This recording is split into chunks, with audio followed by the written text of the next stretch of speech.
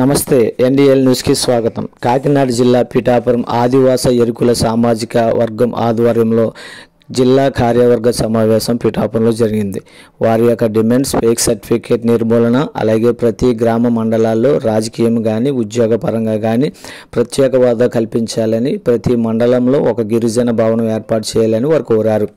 ఈ కార్యక్రమంలో ఎలక్షన్ ద్వారా ఎన్నుకోబడిన నూతన జిల్లా అధ్యక్షులు మానపాటి రామకృష్ణ, ప్రధాన కార్యదర్శి సింగం వీర్రాఘవులు పాల్గొన్నారు.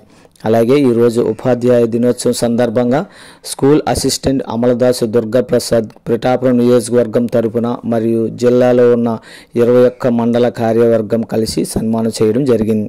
ఈ కార్యక్రమంలో సింగం కొండరాజులు, మాసిగిరి రాంబాబు, అమలదాసు నూకరాజు, సంగడాల శ్రీను, సింగం లోకేష్, అమలదాసు శ్రీను, మాసిగిరి శ్రీను, మండల అధ్యక్షులు సారా రాంబాబు, మండల ఉపాధ్యక్షులు సింగం సత్యనారాయణ తదితరులు పాల్గొన్నారు.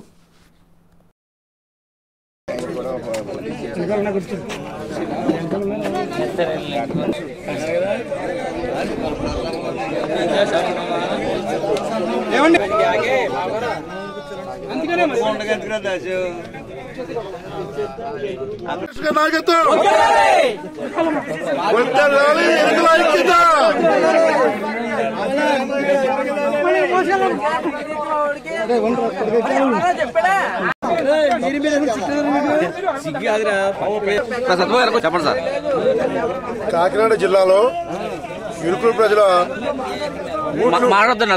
ఓట్లు వేసి మా నాయకుని ఎన్నుకోవడం జరిగింది. 29 తారీఖుని కాకినాడ జిల్లాలో భారీ ఎత్తున మరి ఇరుకుల జాతి ప్రజలందరూ వచ్చి ఓట్లు వేసి మానపాటి రామకృష్ణ జిల్లా ప్రెసిడెంట్గా ఎన్నుకోవడం జరిగింది. అయితే పిఠాపురం గ్రామంలో ఈ ఏళ సన్మానం ఏర్పాటు చేయడం జరిగింది.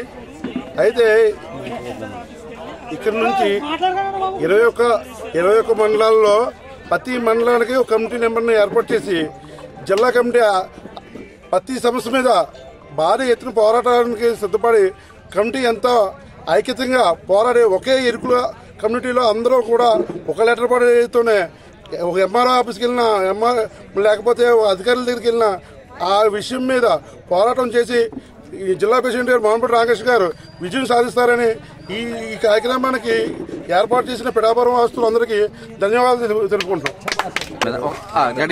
నా పేరు మానపాటి రామకృష్ణ, నాది పెద్దాపురం. తూర్పుగోదావరి జిల్లా ఉమ్మడి జిల్లా ఉన్నప్పుడు నేను ప్రెసిడెంట్గా కొనసాగాను. ఇప్పుడు జిల్లా ఇడిపోయిన తర్వాత మళ్ళీ కాకినాడ జిల్లాకు నన్ను ఎన్నుకోవడం జరిగింది. నేను ఇప్పుడు ఎన్నుకున్న ఈ ఓట్లు వెల్సల్లో ఎన్నుకున్నారు.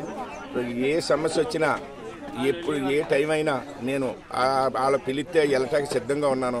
నేను స్వార్థంగా కానీ ఇంకో రకంగా కానీ నేను దేనికి చేయను అని మన సంఘాన్ని నేను చెప్తున్నాను. మీరు ఎప్పుడు పిలిచినా నేను సిద్ధంగా ఉన్నాను. కానీ నేను ఇప్పుడు మరీ చెప్తున్నాను, నా మీద ఆరోపణలు వచ్చాయి. ఆ ఆరోపణలను నిరూపించుకోవడానికి నేను సిద్ధంగా ఉన్నాను. నేను నా మీద అదే పేక్ సర్టిఫికెట్లను కానీ ఇంకో రకమైన కానీ డబ్బులకు అమ్ముడైపోయిన కానీ అని అంటున్నారు. మేము మీడియా ముందు నేను తెలియపరుస్తున్నాను.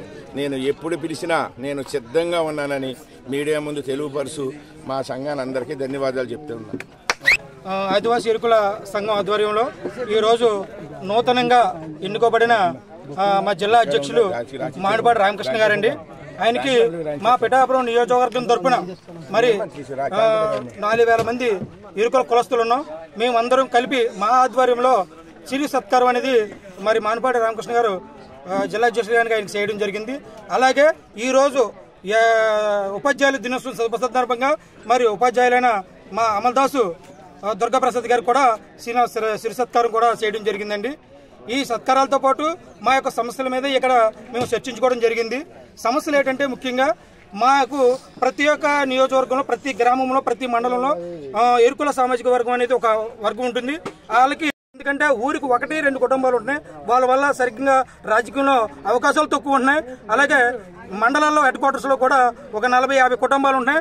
వాళ్ళకు కూడా రాజకీయంలో తక్కువగా ఉన్నాయండి. అయితే ఇంకో విషయం ఏంటంటే ఎస్టీ వర్గం అంటే ఎక్కువగా అర్బన్ ఏరియాలో ఉండేది, అర్బన్ అనగా మైదాన ప్రాంతాల్లో ఉండేది ఎరుకుల సామాజిక వర్గం ఎక్కువ ఉంటుందండి.